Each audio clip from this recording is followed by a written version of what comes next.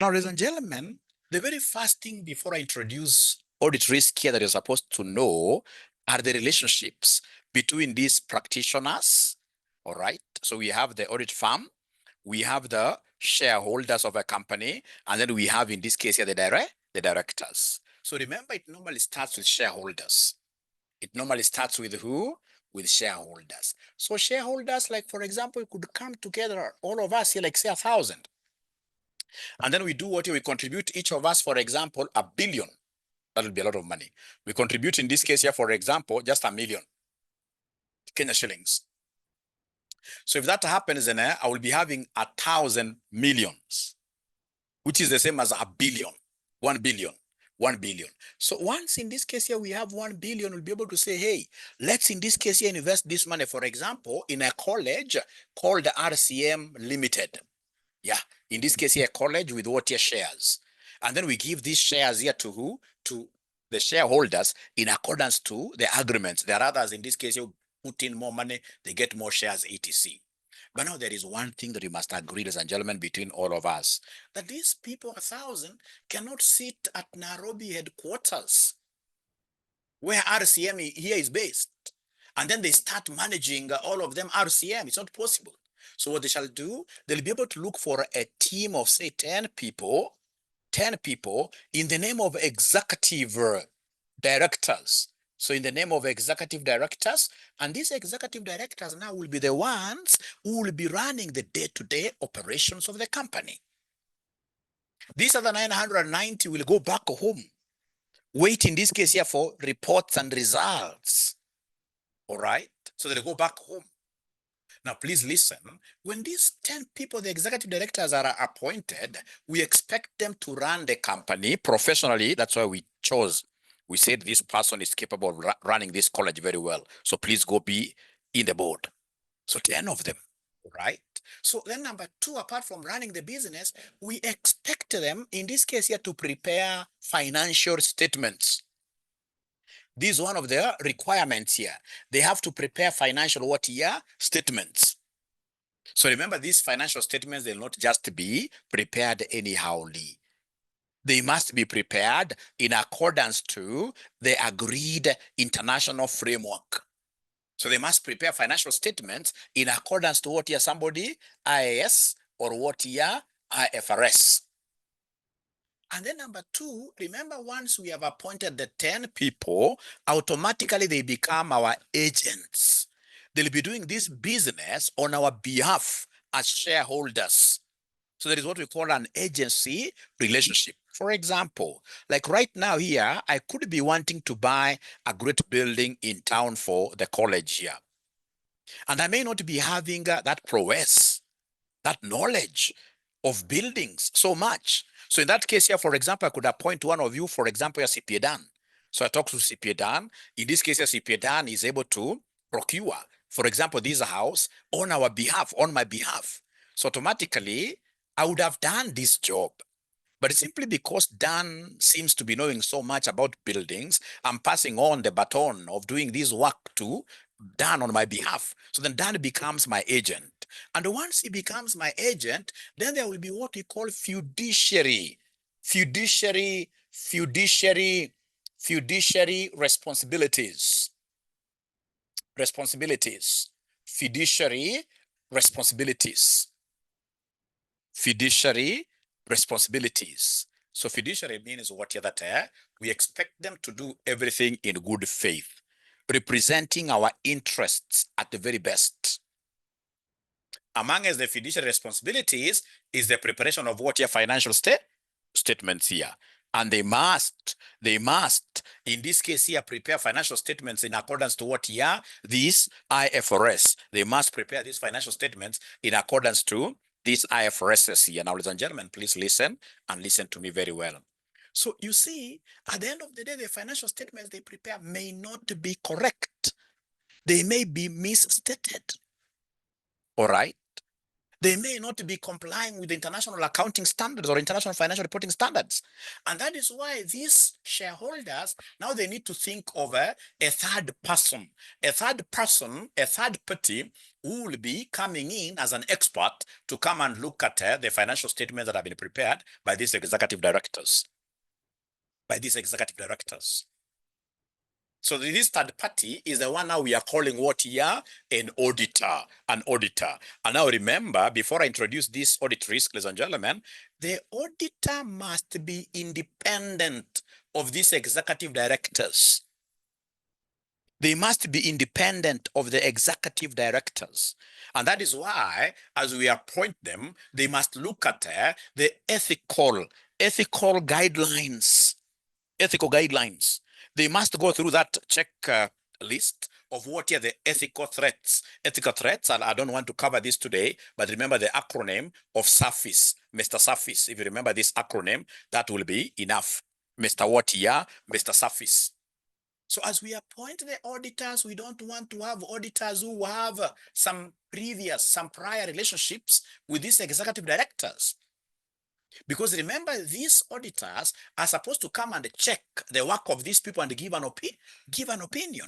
So if they have some prior relationships, perhaps in this case here, this executive director and these auditors were partners previously out there, or they could even be current partners in some other engagements. They could be, for example, relatives. Then that will not be able to work very well for the shareholders.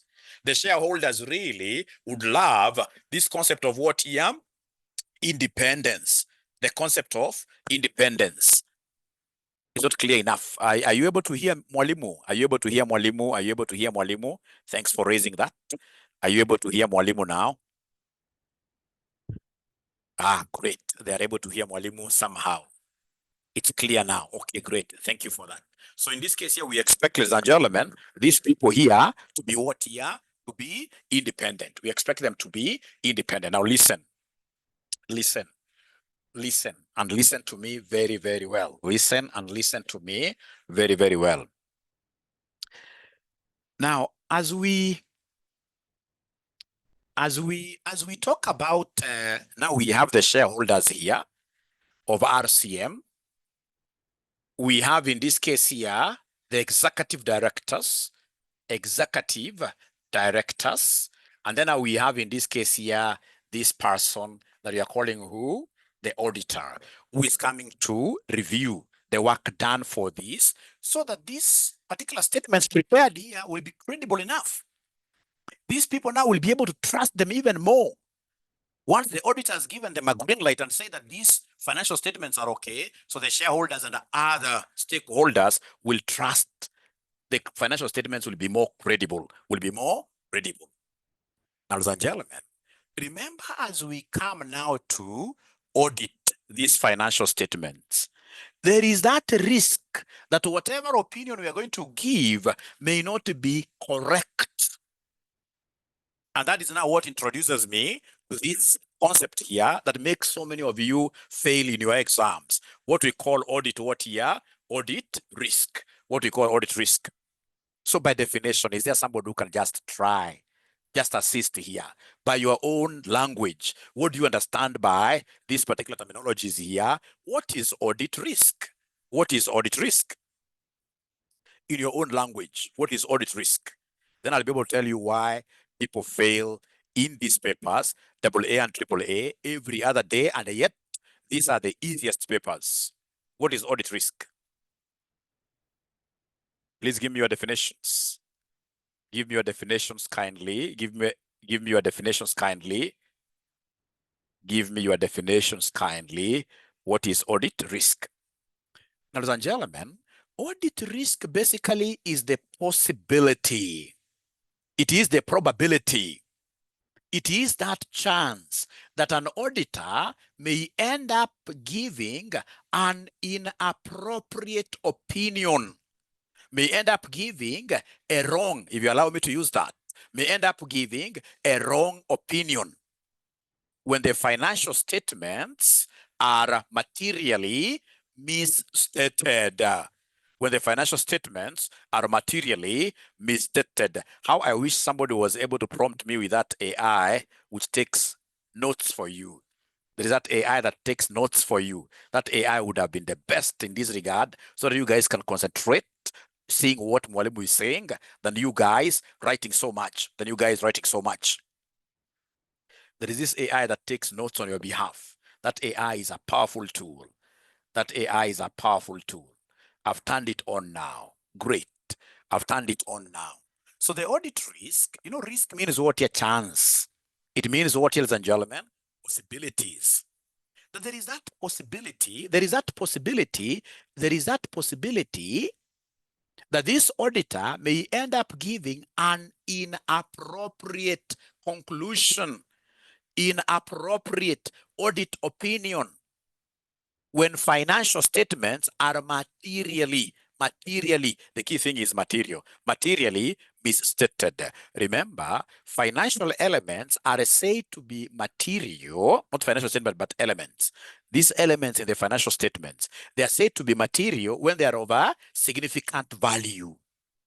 So I'm not your normal auditor who will simply get to audit clients, and whenever we see trivialities, small things, we start in this case here running up and down and saying that, in my opinion, these financial statements are what here? They are bad. No. We are here to look at significant matters. Values that are significant, higher value. Those are the material things. So if, for example, I ought to have said that I'm giving an adverse opinion, that these financial statements, for sure, when I looked at them, I ought, if I'd put in proper systems here to give me proper evidence, all right, I was able to dig down enough, and I was able now to base my opinion on this adequate evidence, then I would have easily said that these financial statements, or in my opinion, the opinion here is adverse. That's what I should have said. If I don't say like that, and then these financial statements are materially misstated, then that one we call it what here? Audit risk. This audit risk has got 3 elements. Is there somebody who is able to remember the 3 components of audit risk? Is there anybody who is able to remember the components of audit risk, ladies and gentlemen? There are 3 components of audit risk. 3 components of audit risk. Do you know them? And then I'll be able to tell you why people fail. So we have inherent risk. So we have here inherent risk. We have inherent risk, yes. We have in this case here control risk. Thank you very much. And then lastly, we have detection risk. So we have here detection risk. So, ladies and gentlemen, remember, this inherent risk is that risk that we may end up, having frauds, errors, due to the nature of the business. There is no way, if you're talking of a bank, whether you like it or not, you can't get all eggs of a bank getting into just one business. It's money business. Money, in this case here, business attracts every kind of every kind of a thief from outside here. So banks will be susceptible. They will be susceptible, all right, because of the nature of what your business. All right. Then we have in this case here control risk. Remember, every company has internal controls. Those internal controls may not be like 100% foolproof. Even the very best of goalkeepers, like which team in this case here has the very best goalkeeper? Which team? Can somebody, I know you guys watch football. Which team has the very best goalkeeper? Yeah, so you have a goalkeeper there controlling. Like now, somebody is saying Arsenal has the best. Jenny is saying Man U has the best. Man City has the best. Thank you very much. Assuming it is Man City which has the very best goalkeeper. Assuming it is Man City that has the very best goalkeeper. So it's a very strong control. But do you want to tell me that there are no goals which are normally scored against Man City? Do you want to tell me that guy is able to protect all balls? Is he able to protect like all balls? Is he able to protect all balls? No. At times you'll get 1 or 2. So fine, it's a strong internal control. But there is that risk that still errors and frauds will still be there. It can't be 100%. It can't be 100%. Now, detection risk, ladies and gentlemen, now this is the risk that the auditors procedures, the auditor's tools may not be able to identify those errors or what you're frauds. Because the auditor, we are going to try our best. It's not our primary duty to identify errors, frauds, no, but we're going to try our best. We shall be able to put in our best safeguards. But even that, with that kind of safeguards, you may not be able to detect everything. All right. Now, ladies and gentlemen, nowadays, okay, for the AA, you can get them asking this kind of a question here, like define, define, define. But even them, nowadays, what will happen? You will be given a case question. I've marked audit severally, not once, not twice. And I've gotten, in this case here, students calling me, like there is one who called me yesterday, some great friend of mine from a big, one of these big four, I'll not mention the name. Yeah, telling me that, Mwalimu, we normally do this audit at the workplace. All right. But when I did this paper, thinking that I would have passed, I still got what here, a fail. What is happening with this paper? And she's not the only one. Every day I've taught people from all over here, and I know they are good in whatever they do. Even my own staff, I run what we call Aura and Co. It's very important I let this information you get to know. I run a company called Aura and Co. It's an audit firm, right? So even my own staff, in this case here, the very best staff who haven't yet cleared their CPAs, who are now doing AAA, some of them in this case here, the results will come like this. So then we keep on wondering. As somebody who has ever marked these papers before, I'll be able to tell you one of the things, and today I'll only tell you one, not unless you give me more time. But today, the time that I have, I'll only give you one thing that makes students in this case here fail terribly, terribly, terribly. Whether you like it or not, there will be a scenario question on audit risk. A scenario, a case question. So they give you a very big case question, and then they tell you to evaluate audit risks. We evaluate audit risks from the case question. And then they will give you not eight. They'll tell you in this case here, for example, you evaluate eight audit risks like that. Whenever you hear of 8 audit risks, here you are supposed to know that straight away, this question will give you what here? 16 marks. 16 marks. Yeah. And even, for example, when you go to a question, get a question in this case here has 10 marks asking you to evaluate. You describe audit risks, and then they give you 10 marks. Then straight away know that each tick, each point will have 2 marks. So in this case here, you need how many points? You need 5 points. You need 5 points. And then, of course, you are not supposed to write those points like paragraphs. No. Whenever you get any question to do with the audit risk, always you shall write your answer in T format. Audit risk, auditor's response. Audit risk, auditor's response, like that. Now, in terms of audit risk, when you identify one risk, you get 0.5 marks. For every risk you identify that is reasonable, you get 0.5 marks. You explain why are you saying that this is a risk. The explanation gives you 0.5. So you have 1 mark there. And then now, as the auditor, how will you be able to now minimize the risk you have identified to ensure that the risk item you have identified will not be having a serious impact on your opinion? How do you respond? So the response here normally will give you 1 mark, 1 mark, 1 mark. And those risks, I don't understand why, because those risks, if you look at your past papers all over, those risks are normally the same. I've never seen like a new risk. I've never ever seen a new risk in those scenario questions. They are normally the same.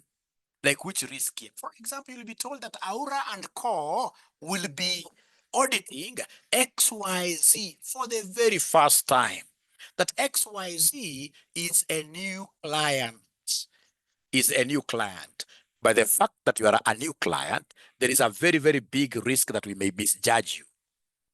We may not be able to do enough. This is a risky area. New client.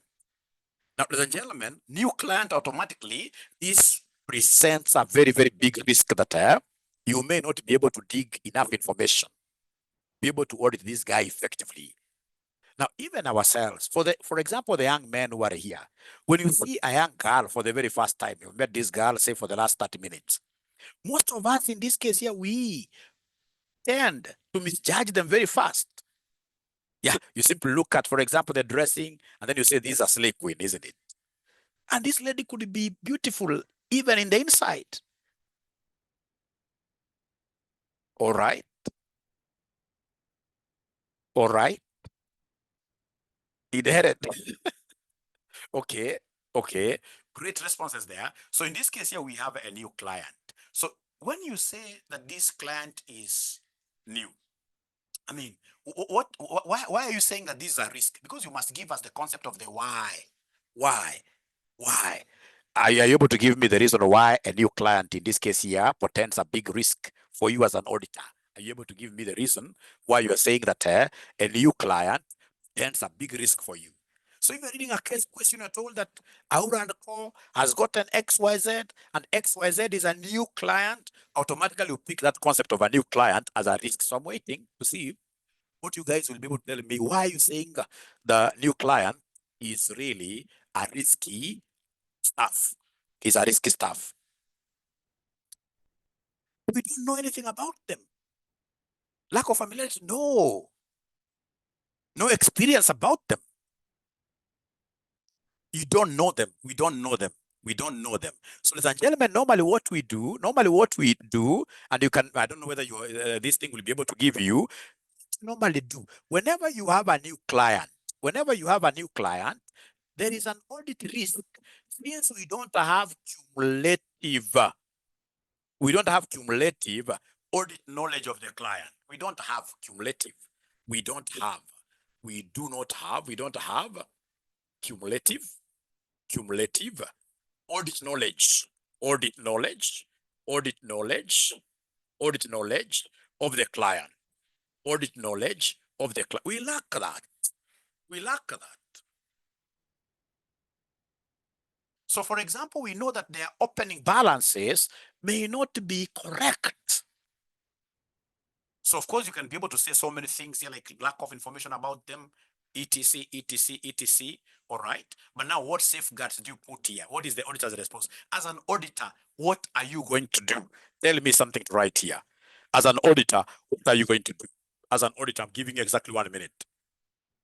You don't have cumulative. So should you say that now because you are new, I'm going to reject you because I fear I will make a wrong opinion, and then the client goes, no, they'll never get clients. There must be safeguards. How are you going to respond to this issue? Yeah, background search, background checks, okay. Talk to previous auditors. Yeah, don't take clients in this case here anyhowly. I love that.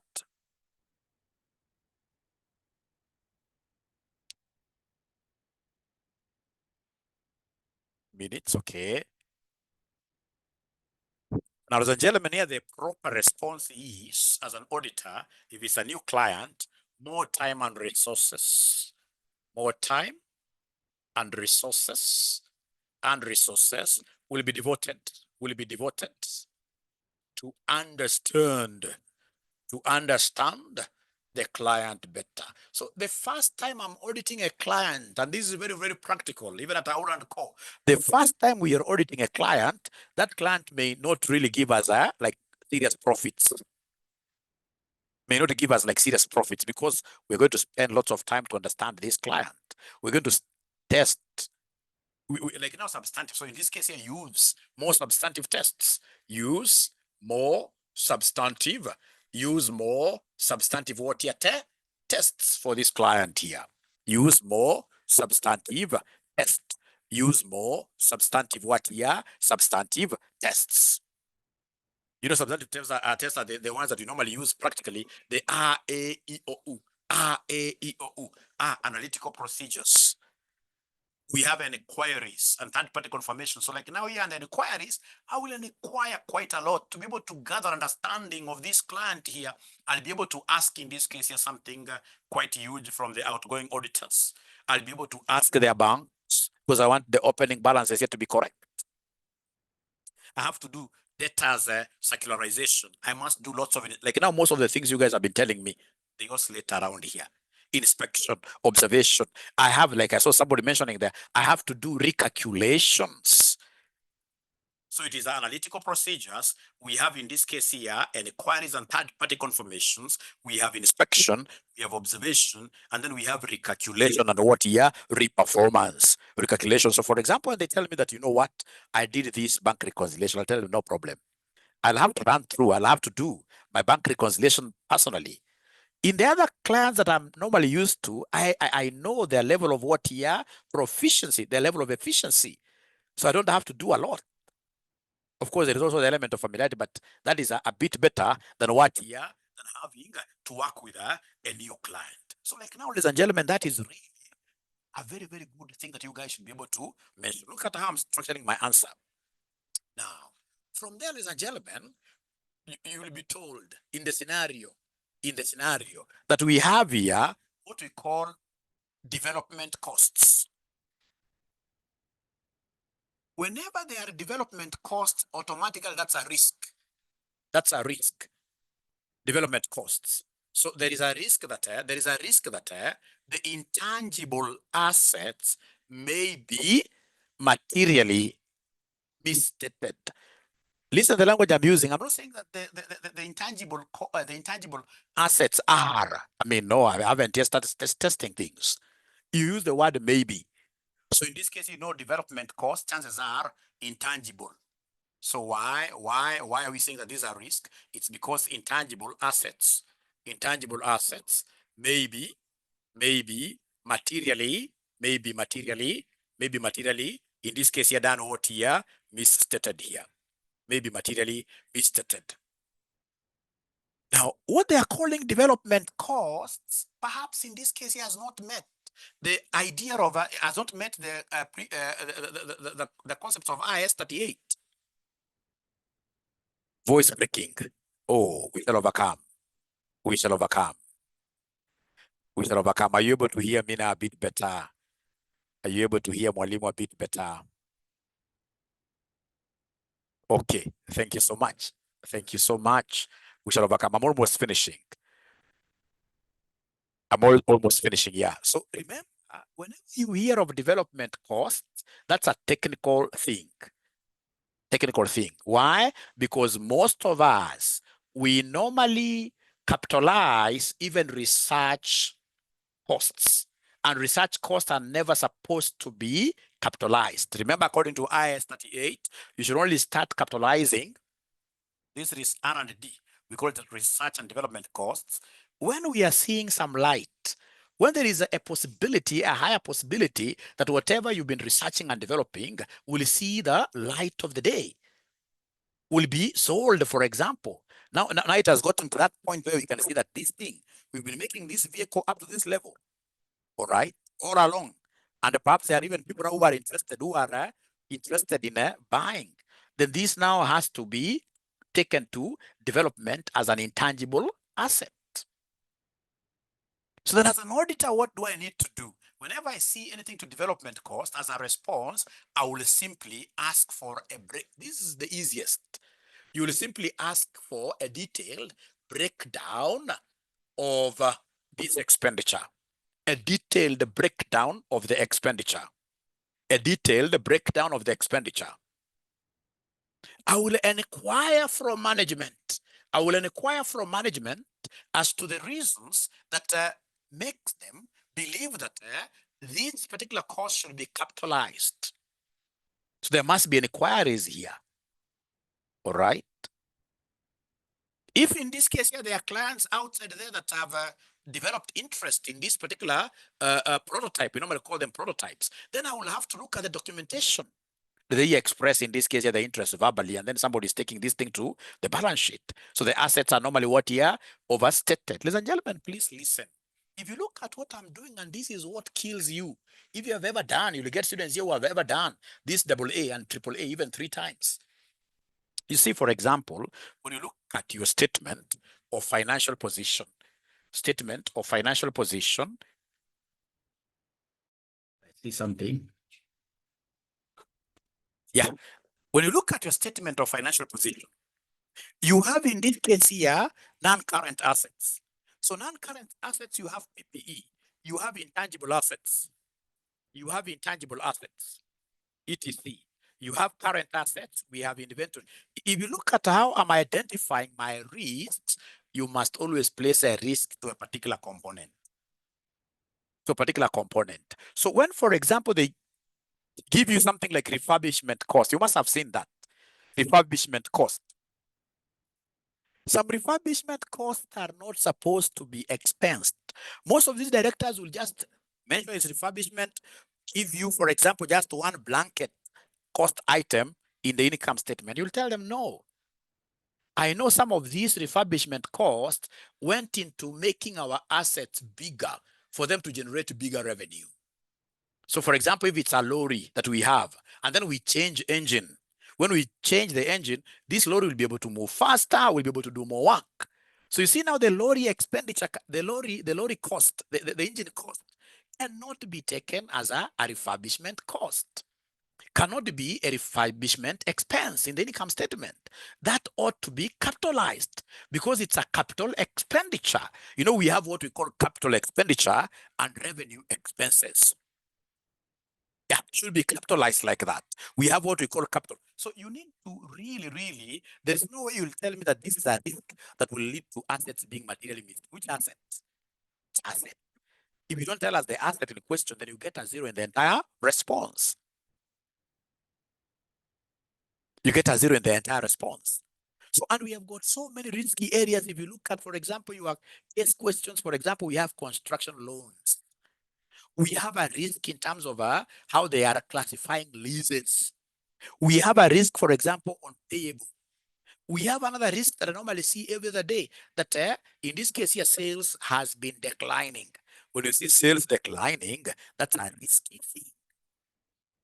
So then we shall be able to create a class where we discuss now fully, like a full question regarding this. So I shall be able to stop here, ladies and gentlemen, and of course, invite all of you to join RCM's classes here. So if you are interested in joining our classes, this is our number. This is our number. This is our number. So, and remember again, as you sign out, now moving forward, to do CP has been made very, very simple. Yeah. Are you aware that now CASNEB is giving out help loans? Are you aware that CASNEB is giving out help loans?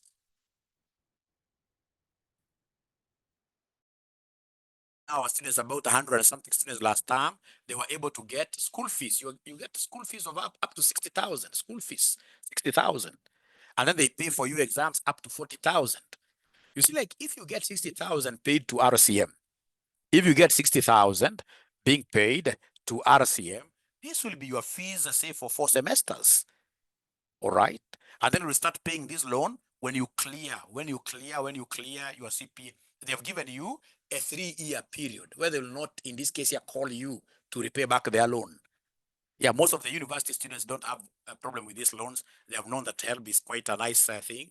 So you need to consider taking this. This will really help you.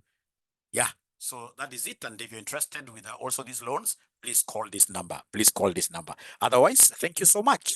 Be blessed. I hope you have enjoyed the session. Short but nice.